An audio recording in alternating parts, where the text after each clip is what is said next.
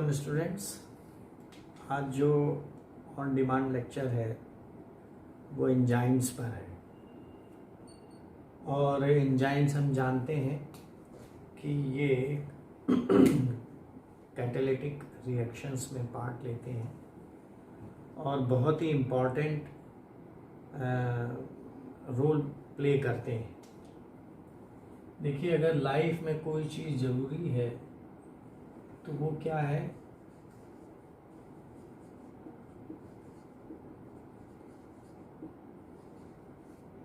कि अगर कोई चीज़ लाइफ है, लिविंग है, तो उसे सेल्फ रेप्लिकेशन आना चाहिए। और दूसरा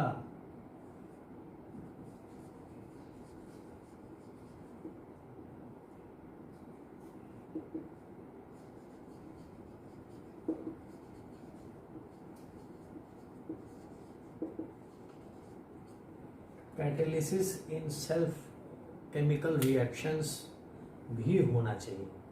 इसको दूसरे टर्म में अगर हम लिखें तो लाइफ का जो दूसरा कैरेक्टरिस्टिक फीचर है कि there must be able to do its metabolic reactions. तो मेटाबॉलिक रिएक्शंस होते हैं, उसके लिए ज़रूरी है कि कैटालिसिस हो। तो कैटालिसिस, मान लीजिए अगर आपने ग्लूकोज को आप ऑक्सीजन से रिएक्ट कराते हैं तो कार्बन डाइऑक्साइड और वाटर बनेगा, लेकिन ये ऐसे ही नहीं हो जाए। ठीक है, इसके लिए कुछ कैटलिस्ट चाहिए जो इसे करें। अगर आप ग्लूकोज को सीधे हवा में रख दें तो वो यूं ही कार्बन डाइऑक्साइड और वाटर नहीं बन जाता है। तो यहाँ पर जो जिन कैटलिस्ट की हम बात कर रहे हैं वो क्या है? एंजाइम्स है। और एंजाइम्स क्यों ज़रूरी है? क्योंकि एंजाइम्स की डेफिशिएंसी और उनका ओवर एक्टिविज्म, ये दोनों जो है डिजीज कॉज करता है इन लिविंग बीइंग्स। तो इसलिए भी हमें जानना जरूरी है कि एंजाइम्स क्या होते हैं और ये किस प्रकार काम करते हैं। तो एंजाइम के बारे में जो लोगों का ध्यान गया वो 1700 में जाना शुरू हुआ। यो तो हम एंजाइम्स के बहुत सारे प्रोडक्ट्स को हम पहले से यूज़ कर रहे थे, जैसे जिसमें फर्मेंटेशन एक मेन रिएक्शन है जो एंजाइम्स की वजह से होता है। तो आदमी बहुत पुराने समय से फर्मेंटेशन के प्रोडक्ट को यूज़ कर रहा है, जिसमें सबसे इम्पॉर्टेंट है अल्कोहल। और 1700 में इसकी खोज हुई कि इस पे कैसे काम किया जाए। फिर 1800 में भी लोग ये सोचते रहे कि आखिर ये क्या चीज़ है एंजाइम्स हमारे। तो जो ध्यान गया वो इस पे गया कि कैसे डाइजेस्ट होता है खाना, डाइजेशन इन स्टमक। इस पर सबसे पहले ध्यान गया मनुष्य का कि आखिर ऐसा कैसे होता है कि एक मांस जो है पेट में जा कर के डाइजेस्ट हो जाता है। फिर 1850s में पाश्चर ने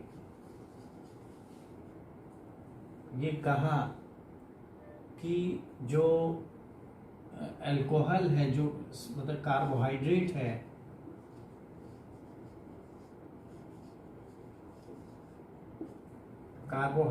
है, वो अल्कोहल में फर्मेंट हो रहा है due to some of the product present in yeast. और ईस्ट में उन प्रोडक्ट्स को जिनकी वजह से ऐसा हो रहा है, उन्होंने कहा फर्मेंट्स। तो सबसे पहले पता चला कि हाँ कुछ चीजें हैं जो किसी लिविंग सेल के अंदर हैं और वो इस रिएक्शन को कैटालाइज कर रही हैं। इस थ्योरी को वाइटलिज्म भी कहा गया। लेकिन 1897 में Edward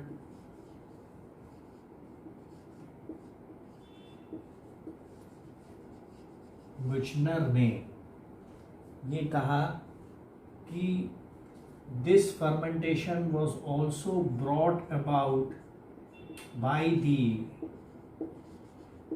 extracts of yeast cells। तो जो एक्सट्रैक्ट है उसने ये सिद्ध किया कि जो वाइटलिज्म थ्योरी यानी किसी भी चीज को होने के लिए जिंदा सेल की जरूरत नहीं है, अगर हम उस सब्सटेंस को एक्सट्रैक्ट कर लें और आउट ऑफ द सेल उसको ले आए, बाहर ले आए, तो भी वो वही काम करेगा। तो बुचनर ने ये 1897 में ये बता दिया कि ये बाहर भी निकाल के किया जा सकता है और बाद में ये एक बेसिस बनी बायोकेमिकल स्टडी की। तो बायोकेमिस्ट्री वहीं से स्टार्ट हुई। फिर कुहने ने एंजाइम नाम दिया। Enzymes term was coined by Kuhne, जिसका ग्रीक में वर्ड था जिससे बना है एंजाइमोस, ग्रीक। एंजाइमोस से एंजाइम बना। फिर और बहुत सारे काम हुए।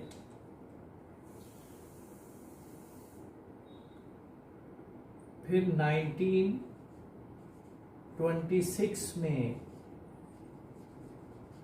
यूरिएज एंजाइम क्रिस्टलाइज हुआ। यूरिएज एंजाइम क्रिस्टलाइज हुआ, जिसकी स्टडी से ये देखा गया कि जो एंजाइम है वो ज़्यादातर प्रोटीन है। हालांकि लोगों ने इसे माना नहीं, भले हेल्डेन 1930 में भी आए, लेकिन और आफ्टर दैट, आफ्टर 1926, और ये जब डाइजेस्टिव एंजाइम जैसे ट्रिप्सिन है, पेप्सिन है, एटसेट्रा, ये जब क्रिस्टलाइज हो गए, तब लोगों ने ये मान लिया कि हाँ एंजाइम जो है वो ज़्यादातर प्रोटीन है। तो उसके बाद लोगों ने माना कि ज़्यादातर एंजाइम जो है दे आर प्रोटीन्स। फिर इसमें और बहुत सारी हिस्ट्री में है कि एंजाइम की मैकेनिज्म किसमें खोजी, और there are so many other discoveries also, उसको हम यहाँ नहीं ले रहे हैं।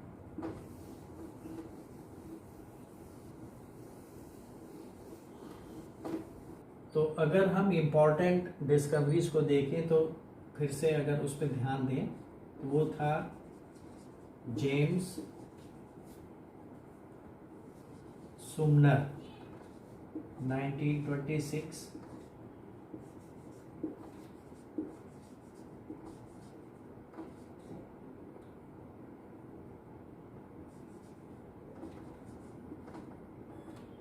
नॉर्थॉर्प एंड पुनेट्स। इन्होंने तो भी मैंने जैसा आपको बताया यूरिएज एंजाइम को क्रिस्टलाइज किया था। इन्होंने पेप्सिन और ट्रिप्सिन को 1930s में क्रिस्टलाइज किया, और उसी के बाद ये पता लगा कि प्रोटीन जो है, enzyme are mostly made up of proteins. तो हम अभी जानते हैं कि कुछ कैटालिटिक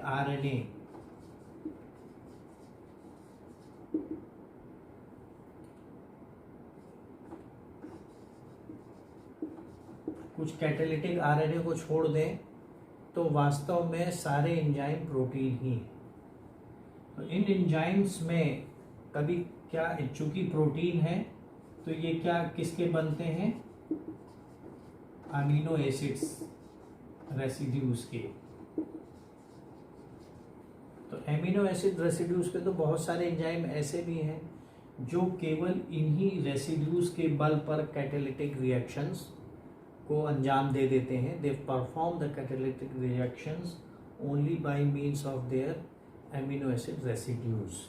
लेकिन बहुत सारे ऐसे एंजाइम हैं, they require some metal ions. Metal ions हैं जैसे आयरन है, कॉपर है और मैंगनीज एटसेट्रा, जिसे उन्होंने कोफैक्टर्स कहा। तो इनकी भी जरूरत पड़ती है एंजाइम्स को कि कुछ फंक्शनल ग्रुप में या कुछ इंटरेक्शंस क्रिएट करने के लिए सबस्ट्रेट से, तो इन्हें हम कोफैक्टर्स बोलते हैं। इसके अलावा कुछ ऑर्गेनिक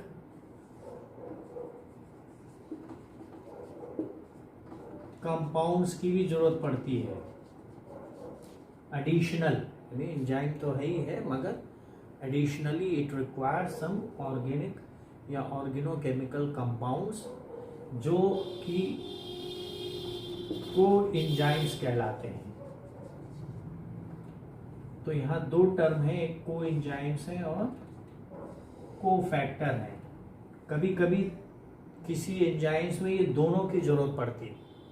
तो these are the additional groups which confers specificity as well as more catalytic power to certain enzymes। इसमें भी जो बहुत लूजली अटैच्ड होता है उसे हम प्रोस्थेटिक ग्रुप बोलते हैं।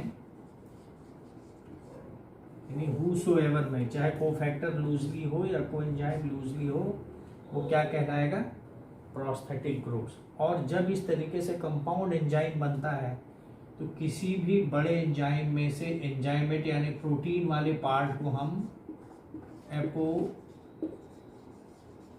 एंजाइम बोलते हैं। एपो एंजाइम वो है which is the enzyme proteinaceous part of the enzyme, apo enzyme है। और एपो एंजाइम प्लस कोई ग्रुप हो, चाहे वो कोफैक्टर हो, कोएंजाइम हो, तो उस पूरे को हम क्या बोलेंगे, होलो एंजाइम। तो ये जो है ये एक छोटा सा डिस्क्रिप्शन है, जिसके बाद यहाँ मैं थोड़ा सा एग्जांपल आपको देना चाहूँगा कि जो कोफैक्टर है उसका कुछ एग्जांपल आप देखें। जैसे फॉर एग्जांपल कॉपर आयन है तो ये किस में मिलेगा,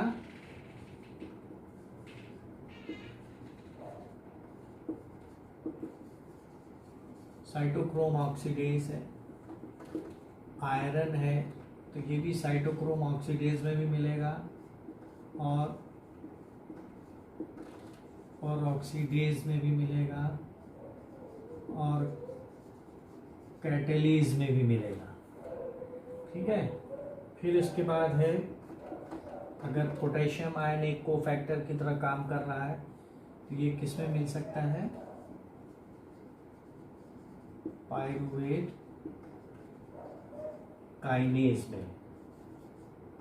अगर मैग्नीशियम आयन है तो किस में मिलेगा, हेक्सोकाइनेज एंड ग्लूकोज 6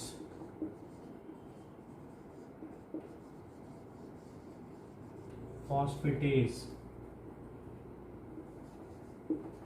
फिर मैग्नीशियम है, मैग्नीशियम में आर्जिनेज या राइबो न्यूक्लियोटाइड रिडक्टेज। फिर इसके बाद अगर मॉलिब्डेनम है तो ये हम जानते हैं नाइट्रोजन फिक्सेशन में जो एंजाइम यूज होता है उसमें ये मॉलिब्डेनम काम करता है। फिर अगर हम सोडियम की बात करें तो ये यूरिएज में है, और जिंक की बात करें तो ये कार्बोनिक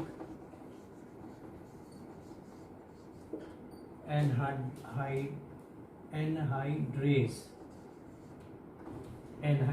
में होता है।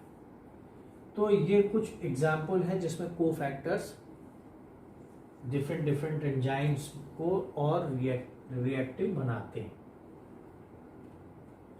कोफैक्टर्स हैं। ठीक है, अब हम अगर कोएंजाइम की बात करें तो कोएंजाइम का काम क्या है? ट्रांसफर ऑफ फंक्शनल ग्रुप्स या ट्रांसफर ऑफ इलेक्ट्रॉन और प्रोटॉन। तो अगर हम कोएंजाइम की बात करें तो यहां लिखेंगे को,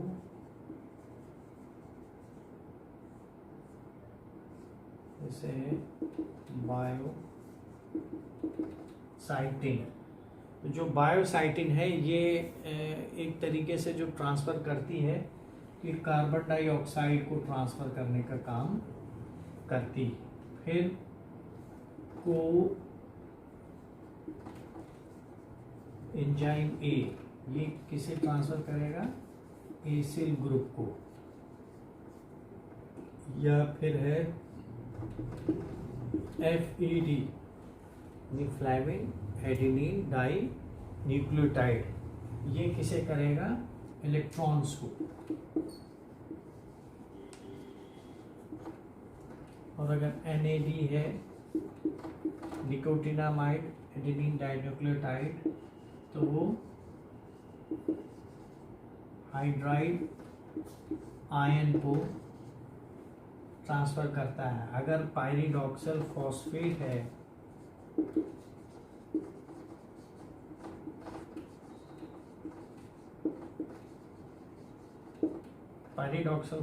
है तो ये ट्रांसफर किसे करेगा? अमीनो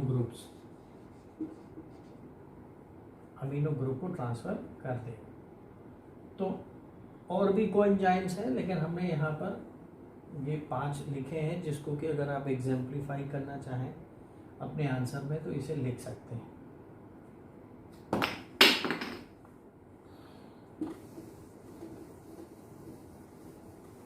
तो इस प्रकार बहुत सारे एंजाइम्स की डिस्कवरी शुरू हुई और ये देखा गया कि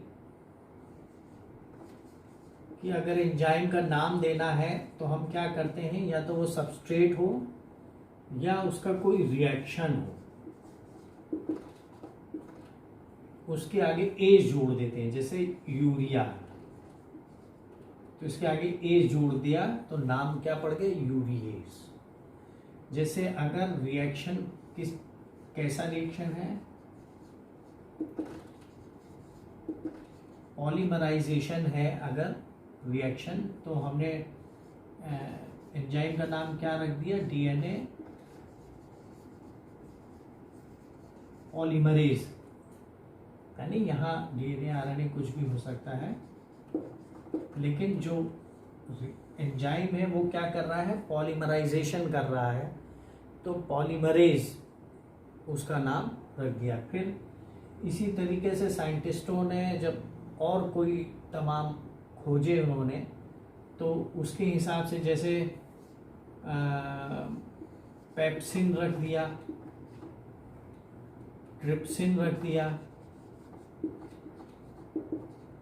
पेप्सिन एंड ट्रिप्सिन ये नाम रख दिए कि जहाँ से ओरिजिनेट हुआ था। तो पेप्सिन का मतलब था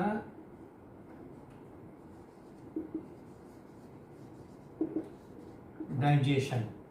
पेप्सिन का मतलब डाइजेशन है, और जो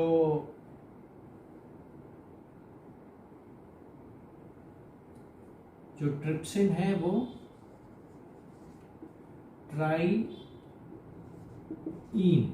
ट्राइईन का मतलब ग्रीक वर्ड में, ये ग्रीक वर्ड था। ट्राइईन का मतलब होता है कि टू वियर डाउन, यानी क्षय होना, तो डिग्रेड होना। टू वियर डाउन मैंने टू डिग्रेड। तो इस तरीके से बहुत सारे नाम रखे गए, लेकिन धीरे धीरे with lots of discoveries it is quite difficult to communicate the type of enzyme or to relate the type of enzyme with study। तो उसमें क्या हुआ कि इंटरनेशनल एग्रीमेंट हुआ, International Union of Biochemistry and enzyme. तो International Union of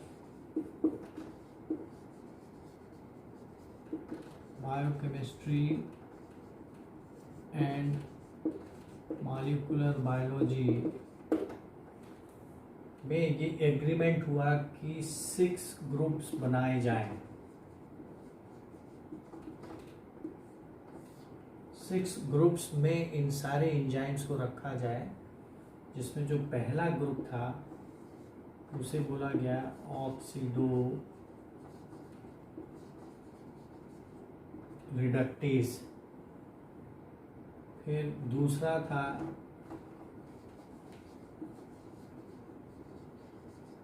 transferase, third one is hydrolase, fourth one is ligase, fifth one is isomerase, and sixth one is ligase। तो ये 6 ही groups हैं जिनमें बहुत सारे एंजाइम्स रखे जाते हैं। तो 6 main type of reactions are there in which all the enzymes belongs to all these groups only। तो 6 ग्रुप हैं जिसमें oxido reductase, transferase, hydrolase, ligase, isomerase, ligase थे। इसमें जानते हैं कि ऑक्सीडेशन रिडक्शन होगा, इसमें ट्रांसफरेशन ऑफ ग्रुप्स होगा। हाइड्रोलेज में जो हाइड्रोलिसिस वाले रिएक्शन है वो होंगे। लाइगेज में किसी भी 2 मॉलिक्यूल यानी बॉन्ड को तोड़ा जाएगा। आइसोमरेज में रीअरेंजमेंट ऑफ कंपाउंड होगा, जिसमें ग्रुप ट्रांसफर इंट्रामॉलिक्यूलर होगा, यानी उसी मॉलिक्यूल में अगर कोई हाइड्रोक्सिल ग्रुप है या कार्बोनिल ग्रुप है या एल्डिहाइड ग्रुप है, उसके रीअरेंजमेंट से हम आइसोमर्स बना सकते हैं। और लाइगेज वो है जिनमें कि हम बॉन्ड फॉर्मेशन करते हैं और उसे एक साथ जोड़ देते हैं, जिसमें कि एटीपी का यूज़ होता है। तो ये एक जनरल इंफॉर्मेशन है एंजाइम्स के बारे में। इसमें आप इसका डिटेल किसी भी किताब से आपको मिल जाएगा, उसे आप लिख सकते हैं। इसके तमाम एग्जाम्पल भी हैं, लेकिन इसमें नामकरण इसके बाद भी अगर जाएं तो नामकरण भी हुआ है, यानी नॉमेनक्लेचर में क्या था, एंजाइमिक कमीशन ने, जो एंजाइम कमीशन है यानी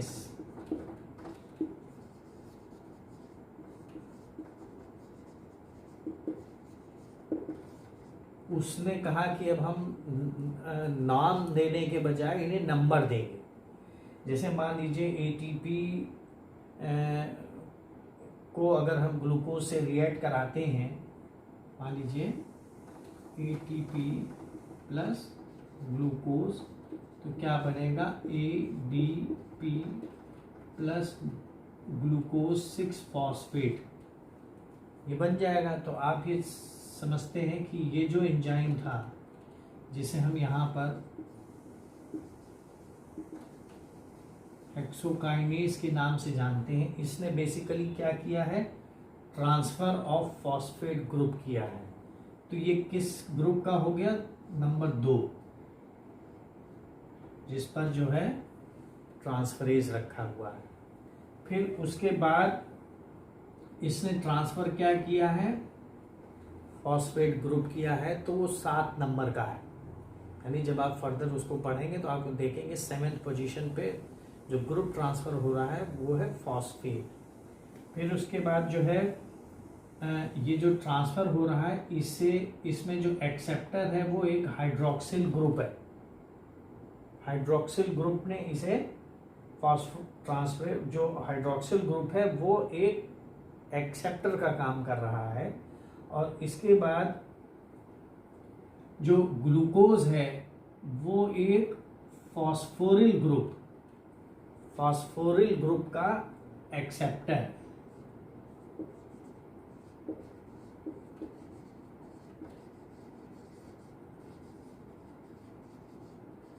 फॉस्फोरिल ग्रुप का एक्सेप्टर है इसकी वजह से, और इसकी वजह से क्या है,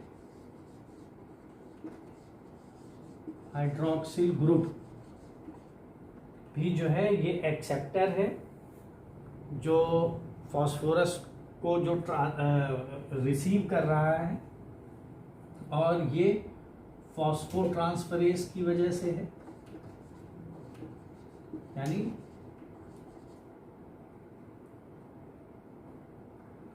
यानी जो इसमें ट्रांसफर हो रहा है वो एक जो मतलब सब क्लास है इसकी, वो फॉस्फेट को ट्रांसफर कर रही है। तो ये जो हम फॉस्फो ट्रांसफरेज वाला एंजाइमिक रिएक्शन है, और ये ट्रांसफर वाला एंजाइमिक रिएक्शन है। तो ट्रांसफर हो रहा है, फिर किसका हो रहा है, फॉस्फोरस का हो रहा है, फिर एक्सेप्टर हाइड्रोक्सिल ग्रुप है, और इसमें ग्लूकोज जो है वो फॉस्फोरिल ग्रुप को एक्सेप्ट कर रहा है। तो ये नंबर मिला किसको, हेक्सोकाइनेज को। तो इस प्रकार के नंबरों को, हालांकि एंजाइमिक कमीशन में ये नंबर चलते हैं, लेकिन इसको यूज करना जरा मुश्किल का, इसलिए मैंने इसका डिटेल यहाँ नहीं बताया, केवल एक एग्जांपल दिया है। तो हमारा जो लेवल है पढ़ाने का, जो BSc MSc या नेट है, उसमें ये hexokinase is good for us. तो अब हम बात करेंगे कि ये जो एंजाइम है ये काम कैसे करता है।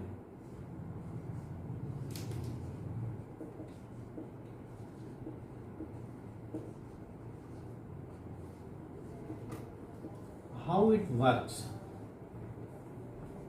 तो एंजाइम में ये देखना कि कैसे काम करता है, इसके लिए जरूरी है कि एंजाइम की जरूरत क्यों पड़ती है। क्योंकि देखिए, जो सेल का इंटीरियर है वो उसका जो एनवायरनमेंट है वो बहुत माइल्ड है, माइल्ड एनवायरनमेंट है। यानी उसका टेम्परेचर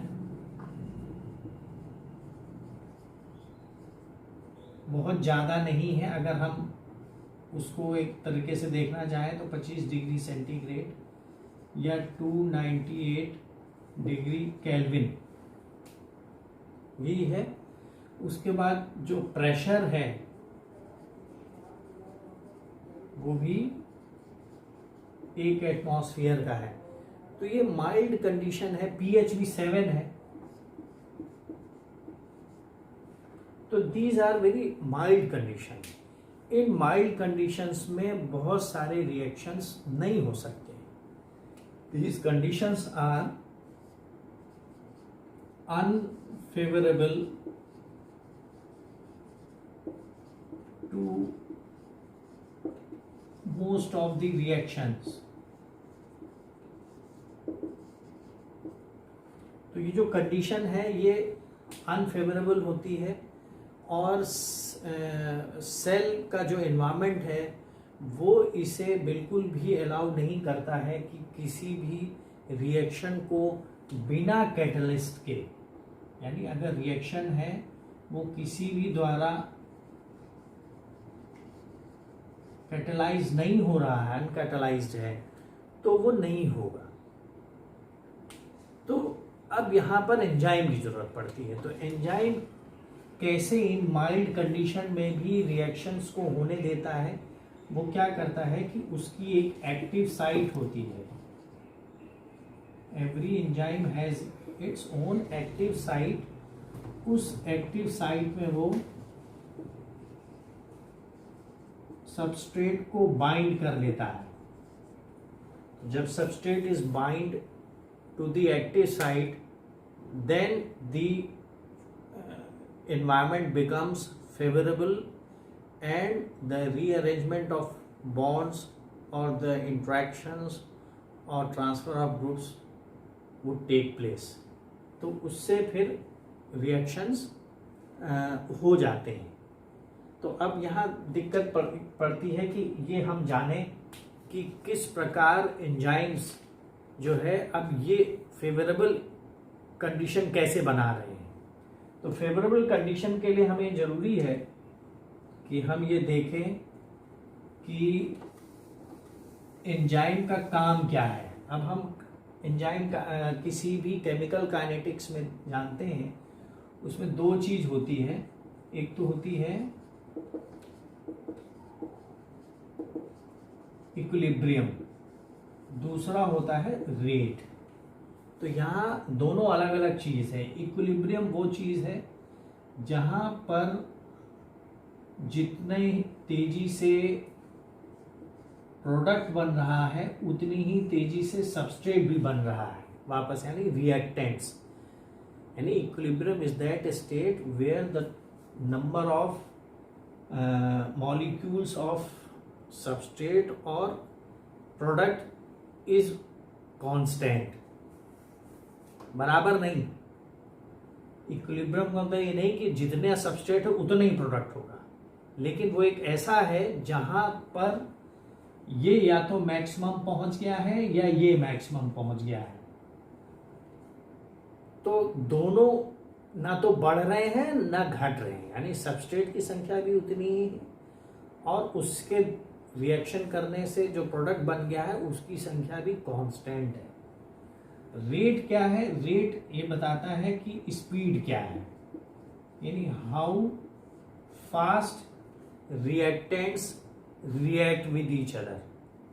तो जो एंजाइम है वो रेट को गवर्न करता है, उसका इक्विलिब्रियम से कोई मतलब नहीं है।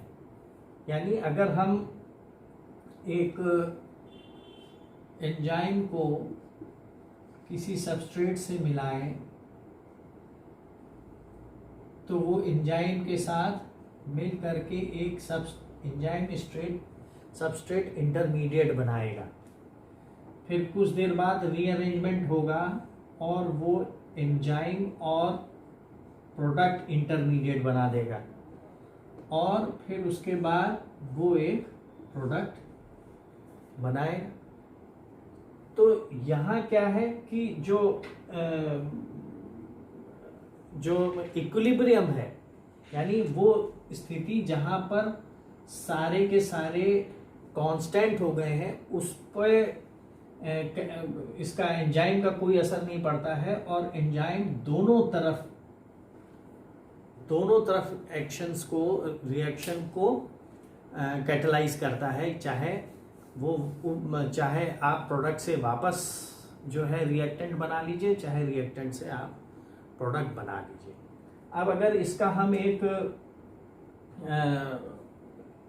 रिएक्शन कोऑर्डिनेट डायग्राम बनाना चाहें, मान लीजिए, यानी एक रेट का एक डायग्राम ग्राफ खींचे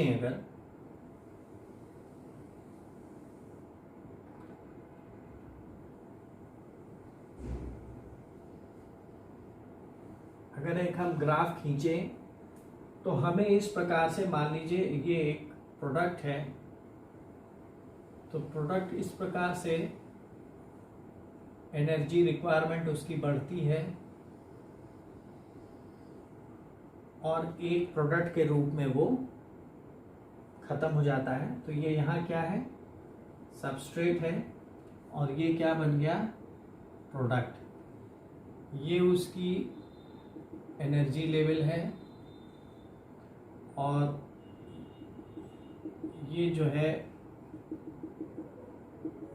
सबस्ट्रेट की एनर्जी लेवल है, और ये उससे बने हुए प्रोडक्ट की एनर्जी लेवल है। इस एनर्जी लेवल को हम जानते हैं कि केमिस्ट्री में कोई भी केमिकल रिएक्शन होता है वो उसकी फ्री एनर्जी पे डिपेंड करता है, जिसे गिब्स की एनर्जी बोलते हैं। तो ये जो पोर्शन है ये इसकी फ्री एनर्जी है, डबल प्लस लगेगा, फ्री एनर्जी है, जो डिफरेंस किसका है, ग्राउंड स्टेट। जहां पर सबस्ट्रेट रहता है उसे हम क्या बोलते हैं,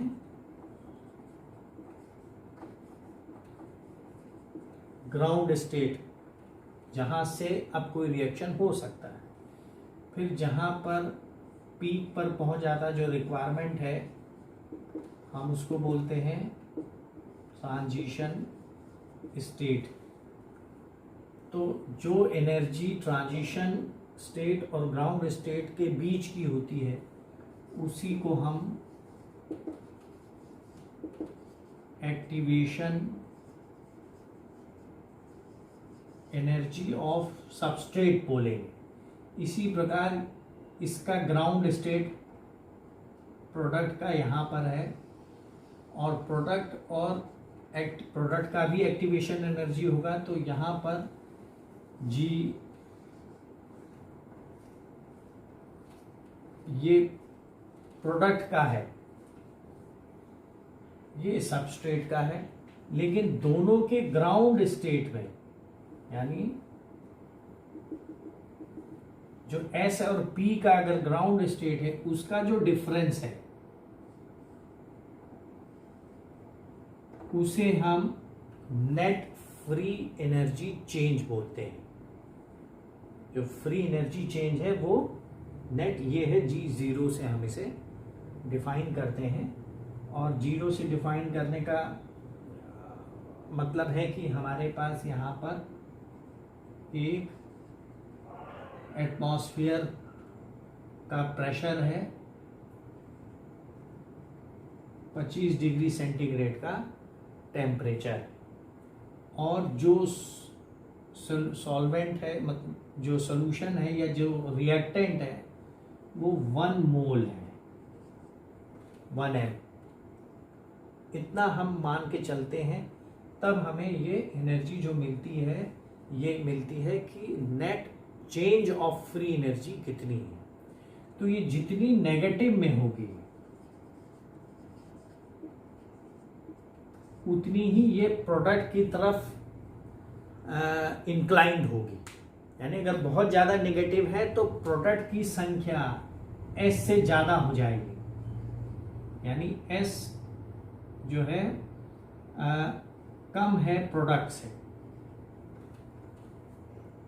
तो चूंकि S इक्विलिब्रियम पे S कम है प्रोडक्ट पे, इसलिए इक्विलिब्रियम किसको फेवर कर रहा है, फॉर्मेशन ऑफ प्रोडक्ट। अब आप देख रहे हैं कि प्रोडक्ट यहाँ नेगेटिव है, तो नेगेटिव का मतलब है कि इतनी एनर्जी जो थी वो निकल गई। तो नेगेटिव का मतलब क्या हो गया, जो रिएक्शन था वो एक्सर्गोनिक है, S से P बनने वाला। तो P से S बनने के लिए हमें ज़्यादा इनपुट करनी पड़ेगी एनर्जी की, तभी जाके S बनेगा।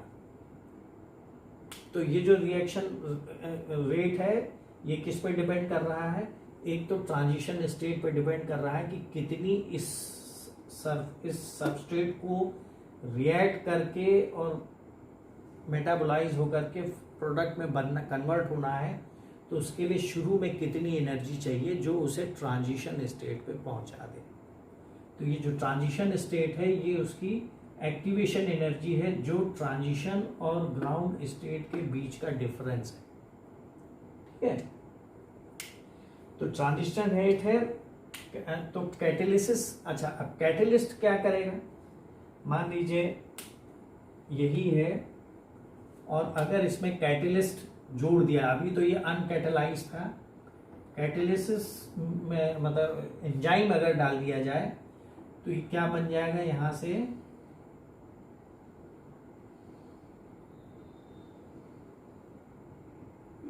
इस प्रकार का ग्राफ बन जाएगा। तो इस प्रकार के ग्राफ में अगर हम देखना चाहें तो ये सबसे पहले बना ES, उसके बाद बना EP और तब ये प्रोडक्ट बन गया। और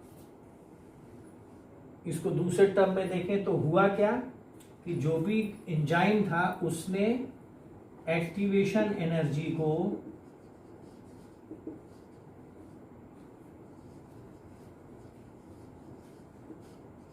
डिक्रीज कर दिया, लोअर्स द एक्टिवेशन एनर्जी। तो जब एनर्जी डिक्रीज हो गई तो बड़े आसानी से उसी माइल्ड कंडीशन में, यानी विदाउट इंक्रीजिंग एनी टेम्परेचर और प्रेशर, वो रिएक्शन हो गया। इसमें ये दो इंटरमीडिएट्स हैं जो ES पहले बनते हैं, यानी एंजाइम सब्सट्रेट कॉम्प्लेक्स बनता है, फिर उसके अंदर रीअरेंजमेंट होता है जिससे वो एंजाइम प्रोडक्ट कॉम्प्लेक्स बन जाता है और फिर एंजाइम अलग हो जाता है, प्रोडक्ट बाहर आ जाता है। तो इसमें एंजाइम्स का रोल क्या है कि एक्टिवेशन एनर्जी घटा दी। तो एक्टिवेशन जब एनर्जी घटा दी तो इसका रिजल्ट क्या रहा कि जो रिएक्शन रेट है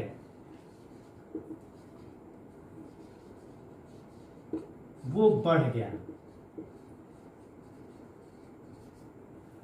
तो अगर एक्टिवेशन एनर्जी कम होगी तो रिएक्शन रेट बढ़ जाएगा। ये इस सारी बात से निकल करके आया है, इंक्रीज हो जाता है रिएक्शन रेट। और यहाँ देखिए कि जो ट्रांजिशन स्टेट की एक्टिवेशन एनर्जी थी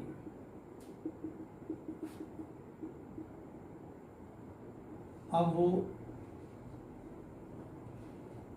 जो फ्री एनर्जी चेंज है जो एक्टिवेशन एनर्जी है वो अब इतनी ही रह गई है, क्योंकि ग्राउंड स्टेट से इतनी ही। तो चूंकि एक्टिवेशन एनर्जी कम हो गई इसलिए रिएक्शन रेट बढ़ गया। अब यहाँ दूसरा एक पॉइंट है कि ट्रांजिशन स्टेट क्या है और ट्रांजिशन स्टेट की जरूरत क्यों पड़ती है।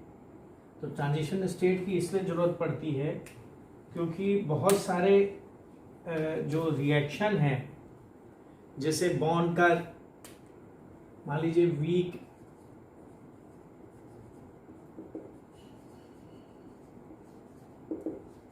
इंट्रैक्शन होना है, बॉन्ड फॉर्मेशन होना है या ट्रांसफर ऑफ ग्रुप होना है, इट रिक्वायर्स एनर्जी। तो इन सब कामों के लिए जो एनर्जी रिक्वायर है वो ये एनर्जी है जो पीक पर पहुंचती है। तो ट्रांजिशन स्टेट इसे हम बोलते हैं या एक्टिवेशन एनर्जी बोलते हैं। तो एक्टिवेशन एनर्जी में जो ट्रांजिशन स्टेट है वो कोई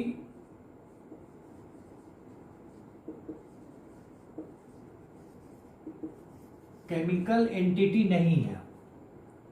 हम कहें कि हाँ ट्रांजिशन स्टेट में ये केमिकल बनता है, ऐसा नहीं है। ट्रांजिशन स्टेट का मतलब ES और EP भी नहीं है, ये भी नहीं है, ये भी नहीं है। It is a movement in a chemical reaction जहां पर ये अब दोनों तरफ हो सकता है।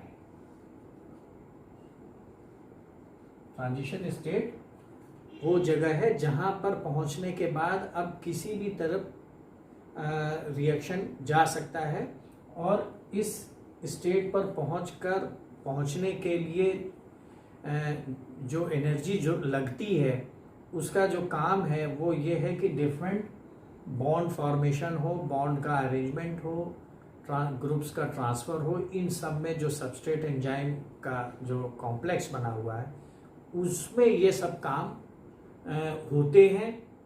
अगर नहीं होते हैं तो बगैर उसके ही रीअरेंजमेंट हो, जैसे कोई चीज़ है अगर वो दो भाग में प्रोडक्ट में टूट रही है, तो जब वो सबस्ट्रेट और एंजाइम के प्रेमाइस में चला जाता है, एंजाइम के अंदर उसके एक्टिव साइट में चला जाता है, तो इस एनर्जी की ज़रूरत कम पड़ती है और वो इसी कम एनर्जी में ही वो सारे रीअरेंजमेंट और बॉन्ड फॉर्मेशन कर लेता है जो उसे प्रोडक्ट बनाने के लिए ज़रूरी होते हैं।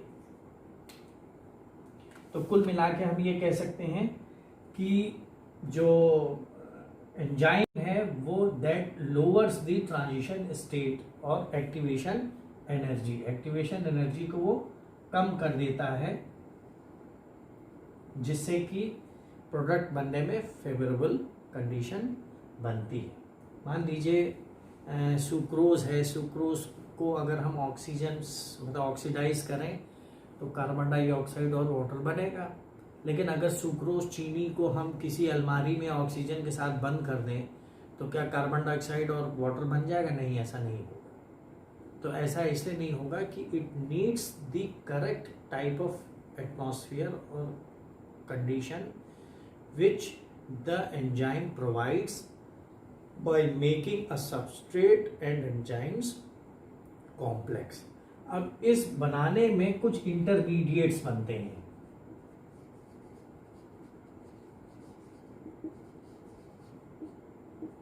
कुछ जो है रिएक्शन इंटरमीडिएट्स बनते हैं जो फेवर करते हैं कि ये रिएक्शन थर्मोडायनेमिकली फेवरेबल कंडीशन में या फेवरेबल डायरेक्शन में जाएगा कि नहीं जाएगा।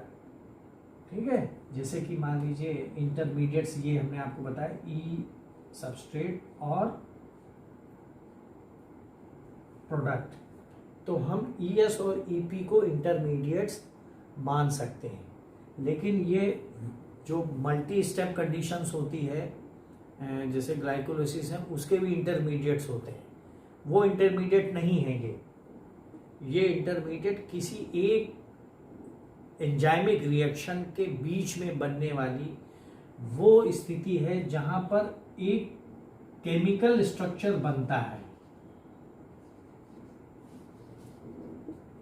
इंटरमीडिएट वो स्टेज है जहां पर एक केमिकल स्ट्रक्चर बनता है जिसकी एक फाइनाइट लाइफ होती है, यानी हम वहां ये एक केमिकल एंटिटी है। यहाँ ट्रांजिशन स्टेट में कोई केमिकल एंटिटी नहीं थी, लेकिन ईएस और ईपी एक केमिकल एंटिटी है जिसकी लाइफ कम से कम 10⁻⁻13 सेकेंड से ज़्यादा होनी चाहिए।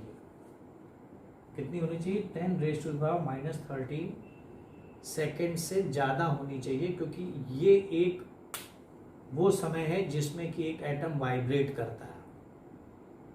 तो वाइब्रेशन से ज़्यादा का एक केमिकल स्ट्रक्चर हो तब हम उसे इंटरमीडिएट्स बोल सकते हैं। और अगर इंटरमीडिएट बन रहे हैं, मान लीजिए ईएसआई ईपी है, तो इसमें जिसकी एक्टिवेशन एनर्जी ज़्यादा होगी, रेट ऑफ रिएक्शन उसी पे डिपेंड करेगा।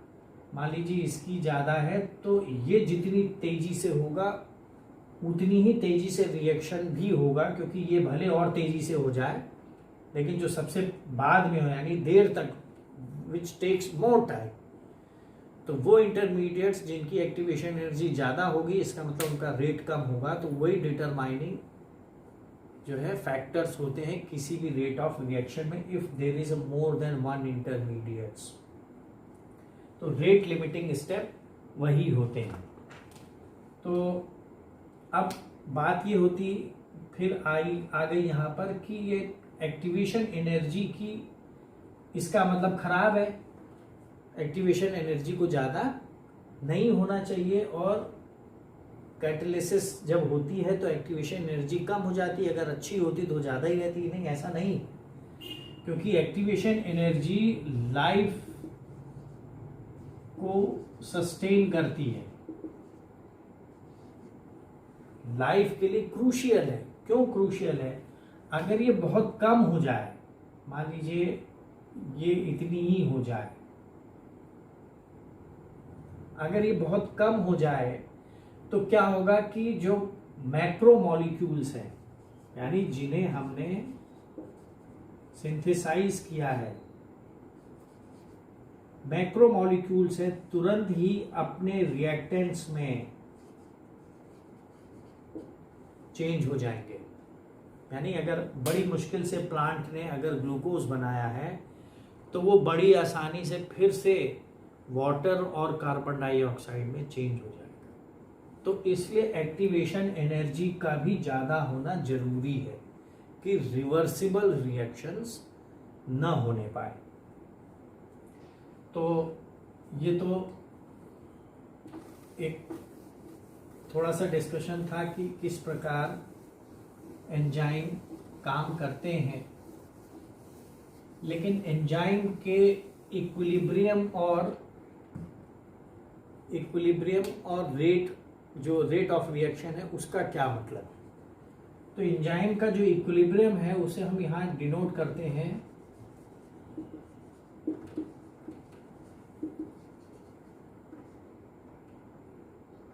कांस्टेंट कैपिटल के। It depends on the concentration of product and substrate। तो क्या करेगा ये प्रोडक्ट सबस्ट्रेट, तो सबस्ट्रेट और प्रोडक्ट में ये इट डिपेंड्स करता है कि इक्विलिब्रियम सबस्ट्रेट के मुकाबले प्रोडक्ट ज़्यादा जल्दी से बन रहा है, मतलब उसकी इक्विलिब्रियम कांस्टेंट, यानी जहाँ पर इक्विलिब्रियम है वहाँ पर सबस्ट्रेट कम है कि प्रोडक्ट कम है। अगर सबस्ट्रेट कम है प्रोडक्ट ज़्यादा है तो इसका मतलब जो इक्विलिब्रियम है वो प्रोडक्ट बनाने को फेवर कर रहा है। अगर सबस्ट्रेट ज़्यादा है प्रोडक्ट कम है तो वो इक्विलिब्रियम वापस सबस्ट्रेट बनाने को फेवर कर रहा है। और जो एंजाइम है वो दोनों को सपोर्ट करता है। एंजाइम कभी भी ये नहीं करता कि वो किसी डायरेक्शन को तय करे कि प्रोडक्ट ही बनना है कि सबस्ट्रेट बनना है। ये अपना एक अलग फीचर है जो इननेट कैरेक्टर होता है रिएक्टेंट मॉलिक्यूल्स का। अगर हम इसमें फ्री एनर्जी चेंज, असल में एक चीज उस पहले वाले उसमें पार्ट में रह गई, उसमें ये है कि हमने आपको बताया था कि एक टेम्परेचर 25 डिग्री सेंटीग्रेड होना चाहिए और एक एटमॉस्फेयर प्रेशर होना चाहिए और एक मोल कंसंट्रेशन होना चाहिए। लेकिन ज़्यादातर जो रिएक्शंस हैं उनमें प्रोटॉन या हाइड्रोजन आयन का चेंज होता है, ट्रांसफ़र होता है, वो कभी भी एक मोल नहीं होता है। तो इसलिए हम उसे G0 के बजाय GIN0 से करते हैं। ये जो है बायोकेमिकल फ्री एनर्जी चेंज है। वो तो जनरल फ्री एनर्जी चेंज था जिसमें सिर्फ 0 होता है, और ये क्या है बायोकेमिकल फ्री एनर्जी चेंज। तो अगर हम इसको कंसीडर करें तो एक इक्वेशन बनता है -RT इनवर्स इक्विलिब्रियम कांस्टेंट।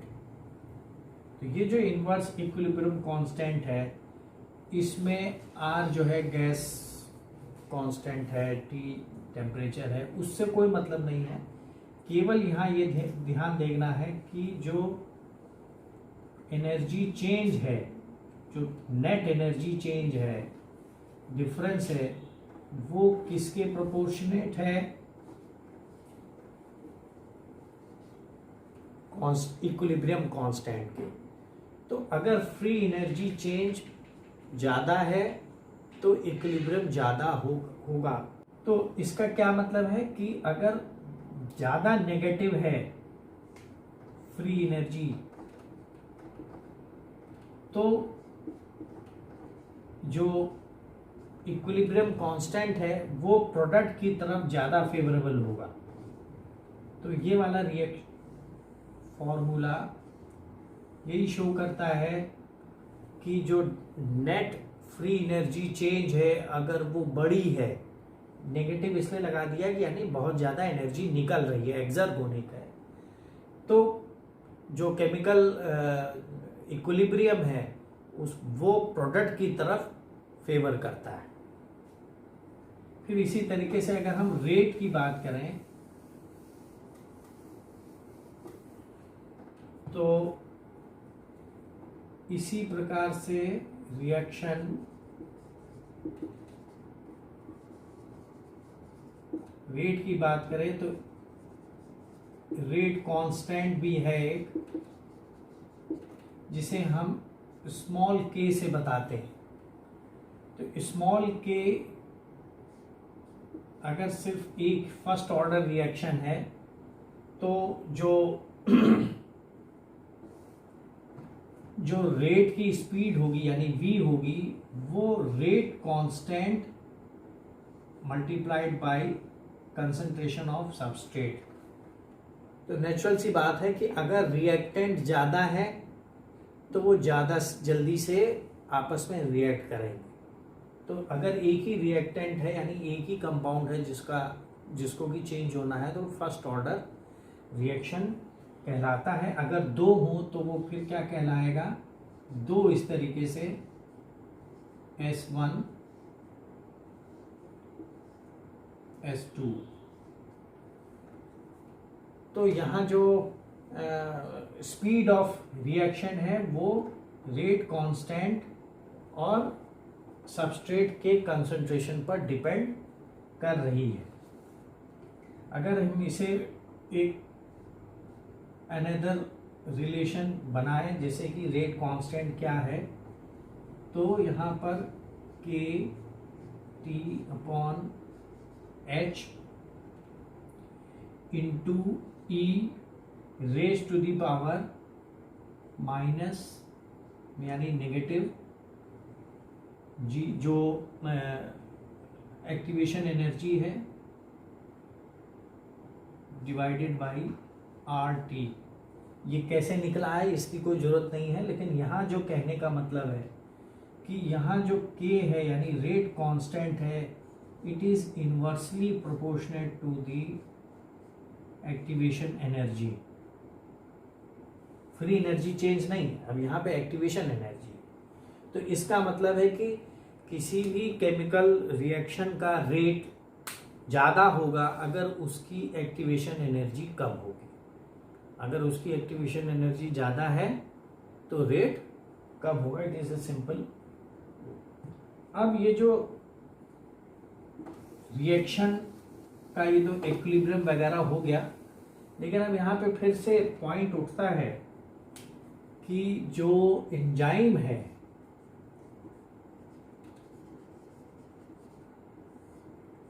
उसका कैटालिटिक पावर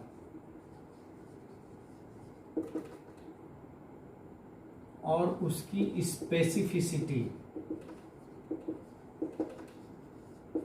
कैसे आएगी, यानी उसमें ऐसी क्या चीज होती है जिससे कि उसमें कैटालिटिक पावर आ जाती है, और ऐसी क्या चीज होती है कि एंजाइम्स जो है अपने सबस्ट्रेट के प्रति स्पेसिफिक होता है।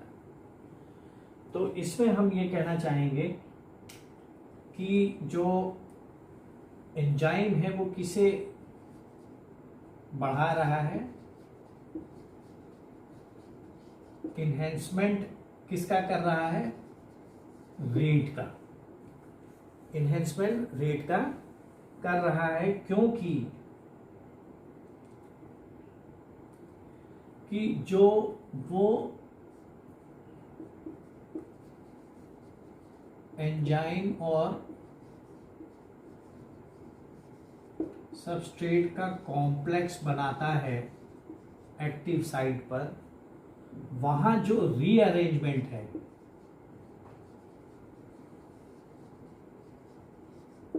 जो रीअरेंजमेंट रिएक्शंस हैं जिसमें जो है आयनिक इंटरैक्शंस हैं, बॉन्ड फॉर्मेशन है और ट्रांसफर ऑफ ग्रुप्स हैं, ये ट्रांसफर ऑफ ग्रुप्स जो कोवेलेंट बॉन्डिंग के थ्रू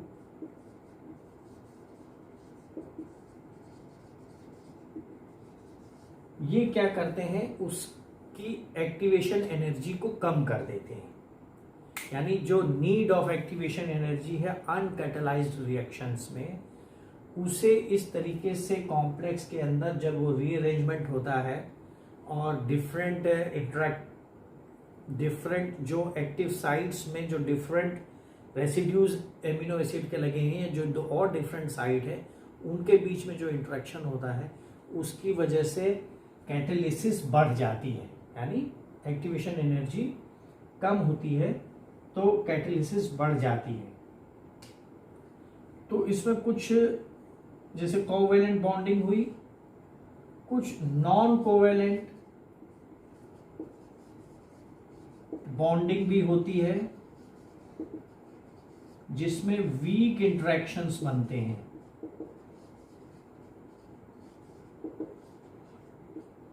जिसमें वीक इंटरेक्शंस बनते हैं, ये वीक इंटरेक्शन जो वीक इंटरेक्शन है उनके कारण बनने वाली एनर्जी जो रिलीज होती है, जितना भी वीक इंटरेक्शन बनेगा उससे कुछ एनर्जी रिलीज होगी। क्योंकि देखिए एक्टिवेशन एनर्जी जो ट्रांजिशन स्टेट था वो बहुत हाई पीक था, लेकिन एंजाइम ने उसे लो कर दिया। तो वो जो लो कर दिया तो उतनी सारी एनर्जी एंजाइम ने दी होगी उसे, या उस एनर्जी को कंपेंसेट किया होगा। वो एनर्जी कहाँ से आ रही है? तो वो ज्यादातर energy non covalent interaction, weak interaction से आ रही है। ये प्रोटीन और जैसे आपको मालूम होगा जब रामचंद्रन प्लॉट को डिस्क्राइब किया था हमने, तो ये बताया था कि जो सेकेंडरी और टर्शियरी स्ट्रक्चर्स हैं, these are largely maintained by weak interactions. तो चूंकि प्रोटीन में वीक इंटरेक्शंस होते हैं, जैसे हाइड्रोजन बॉन्ड्स हैं या आपके डाइसल्फाइड बॉन्ड्स हैं, तो वही प्रिंसिपल यहाँ भी काम करता है, क्योंकि एंजाइम भी बेसिकली एक प्रोटीन है। तो यहाँ भी वीक इंटरेक्शंस होते हैं, और वीक इंटरेक्शंस की वजह से जो एनर्जी मिलती है उसे हम बाइंडिंग एनर्जी बोलते हैं।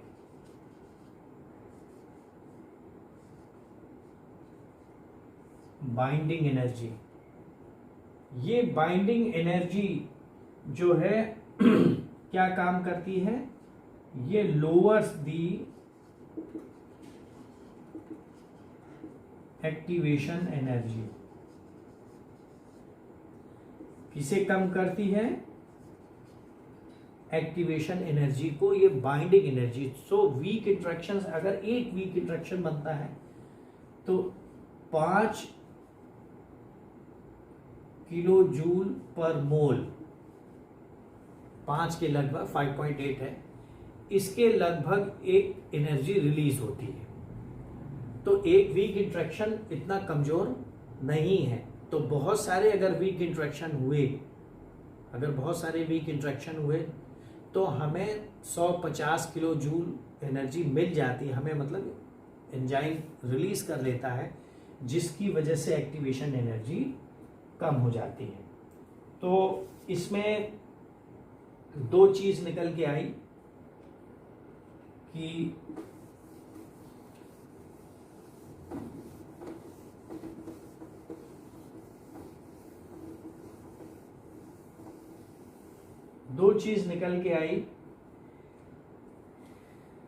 कि जो कैटालिटिक पावर है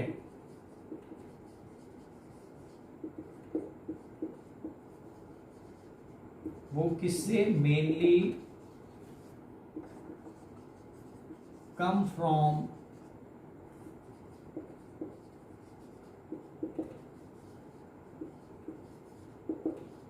week interactions between enzyme and substrate.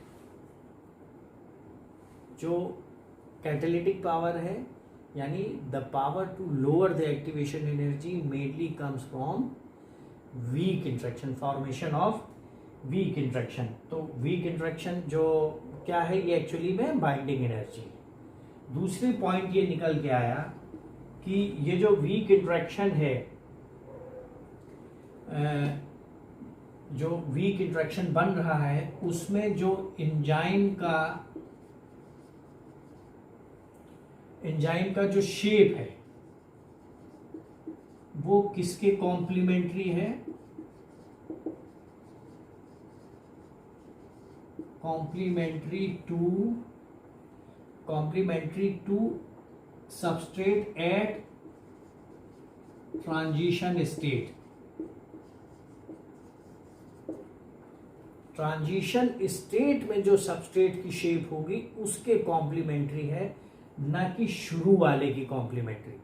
यानी शुरू में जो भी एक सबस्ट्रेट का, देखिए ये पहला, इसको वर्थ ने 1880 में ही कह दिया था कि एंजाइम और सबस्ट्रेट में स्पेसिफिसिटी उनके शेप पर डिपेंड करती है। ये पहली बार हुआ था कि जो मॉलिक्यूलर सरफेस है उसका जो शेप है वो किसी एक रिएक्शन में इंपॉर्टेंट पार्ट निभा रहा है। तो एंजाइम का शेप क्या है? वो कॉम्प्लीमेंट्री टू ट्रांजिशन स्टेट है, जो कि बेसिकली वहां से हमें एक प्रोडक्ट मिलता है।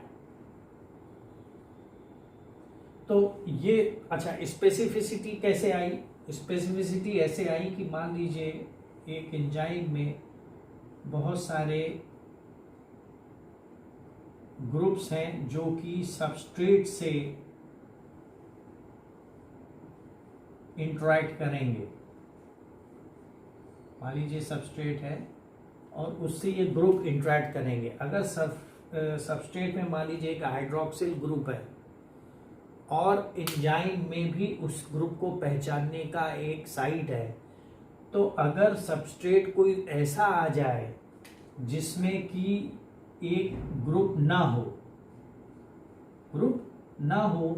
तो वो यहाँ पर एंजाइम से अटैच नहीं हो पाएगा। इसी प्रकार अगर एंजाइम में एक एडिशनल कोई ग्रुप खाली रह जा रहा है और सबस्ट्रेट में वो ग्रुप है ही नहीं है, तो भी वो उसको एक्सेप्ट नहीं करेगा। तो दिस क्रिएट्स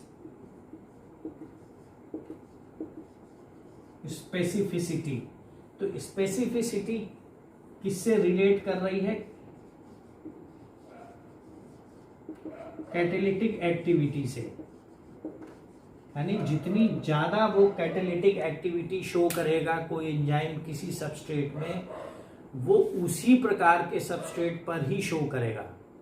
अगर दूसरा सबस्ट्रेट दे दिया जाए तो एंजाइम में चूंकि कॉम्प्लीमेंटरिटी नहीं है स्ट्रक्चर्स की और ग्रुप्स की जिनसे कि वो इंटरैक्ट कर सके, तो वो अपना कैटालिटिक पावर भी नहीं दिखाएगा। तो specificity comes along with catalytic activity, or these all depends on the shape of the active site of an enzyme। इसीलिए एंजाइम को बड़ा होना पड़ता है।